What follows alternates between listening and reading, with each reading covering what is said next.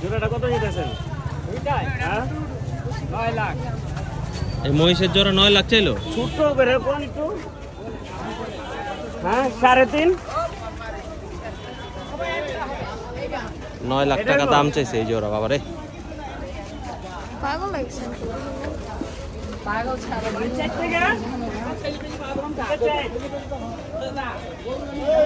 একজন অলরেডি 4 লাখ টাকা বলছে, দিল না।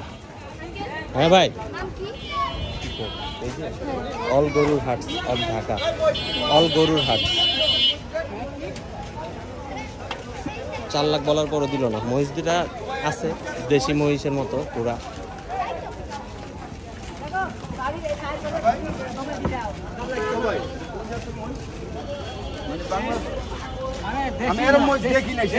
দেশি মহিষ, দেশি এগুলা 450